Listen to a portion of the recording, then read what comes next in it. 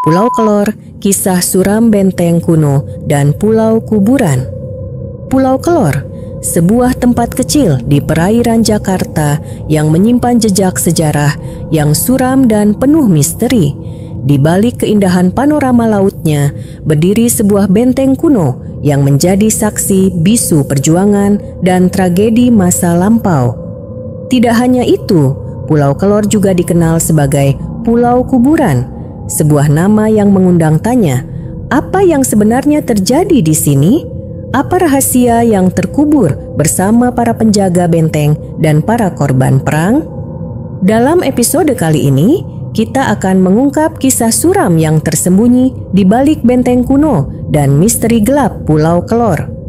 Bersiaplah, karena kisah ini mungkin akan membuat Anda berpikir dua kali sebelum menapakkan kaki di pulau kecil ini.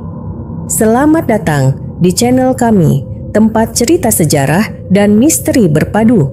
Mari kita mulai perjalanan kita. Pulau Kelor merupakan gugusan pulau yang secara administratif berada di Kabupaten Administratif Kepulauan Seribu, Jakarta. Letaknya berdekatan dengan gugusan yang sama dengan Pulau Petandan Besar, Pulau Petondan Kecil, Pulau Kelapa, Pulau Onrus, Pulau Cipir, dan Pulau Bidadari. Sebagai peninggalan masa kolonial Belanda, tentu pulau yang luasnya diibaratkan sebesar daun kelor, yakni 28 hektar, memiliki nilai sejarah yang tinggi. Di sini terdapat peninggalan seperti galangan kapal dan benteng yang dibangun VOC untuk menghadapi serangan Portugis di abad ke-19, yaitu Benteng Martelo. Benteng Martelo memang menjadi primadona Pulau Kelor lantaran bentuknya yang paling terlihat meski dari kejauhan. Ini yang menjadi daya tarik wisatawan untuk mengunjungi pulau ini. Benteng ini juga memiliki nama lain, Benteng Menara. Belanda membangun benteng berbentuk bundar dan tinggi itu pada tahun 1850 sebagai bagian dari sistem pertahanan laut kota Batavia. Menurut pemandu wisata Taman Arkeologi Onrus Rosadi, Benteng Martelo dibangun oleh para pekerja Indonesia yang merupakan tahanan Belanda. Tahu nggak yang buat benteng ini tuh bukan Belanda aslinya, yang bangun orang-orang Indonesia, leluhur-leluhur kita dulu. Mereka ditahan di sini dan disuruh bangun benteng sama Belanda, kata Rosadi sembari menceritakan kisah pilu pembangunan Benteng Martelo kepada wisatawan yang sebagian besar pelajar. Pembangunan benteng bukan tanpa alasan. Kolonial Belanda pada rentang waktu 1840 sampai 1880 tengah mengembangkan sistem pertahanan Nieuwe Hollands Waterlinie. Salah satu pengembangan sistem ini yaitu Benteng Martelo, yang berfungsi sebagai benteng pertahanan dan sekaligus menara pengintai. Batu bata merah yang terlihat mencolok di benteng menjadi daya tarik tersendiri bagi wisatawan. Benteng ini memang terbuat dari bata merah yang membentuk melingkar.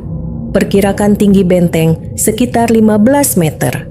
Dengan ketinggian ini dan melihat bekas struktur yang bundar, dapat diperkirakan benteng tersebut bisa membalas menembaki musuh dengan meriam yang bisa bermanuver 360 derajat. Temboknya ini kokoh, kuat sekali, tebal, jadi dulu Belanda bisa bertahan dari serangan musuh, ujar Rosadi. Pada masa kolonial, di tengah benteng ini terdapat meriam besar yang digunakan Belanda sebagai pertahanan kawasan maritim Hindia Belanda, khususnya Batavia. Benteng yang melingkar disertai pintu-pintu besar di sekitarnya, turut mendukung kerja meriam yang dapat bermanuver 360 derajat. Kisah menarik lainnya dari pulau ini adalah kisah penguburan para tahanan Belanda yang dieksekusi.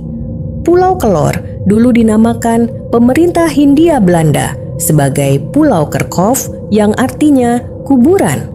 Jika kamu membuka Google Maps dan mengetik Pulau Kelor, maka yang terjadi adalah munculnya nama Kerkhof di sana. Karena sejarah kelam nan pilu yang terdapat di dalamnya, pulau ini juga masih dianggap angker. Kalau mau digali, mungkin masih ada sisa-sisa mayat yang dieksekusi di sini, ujar Rosadi mengiyakan pertanyaan dari wisatawan tentang kuburan tahanan Belanda. Tak cukup di situ, kisah kelam lagi datang dari tahun 1883 ketika Gunung Krakatau meletus. Terjangan tsunami yang dihasilkan dari letusan tersebut membuat benteng Martello rusak parah.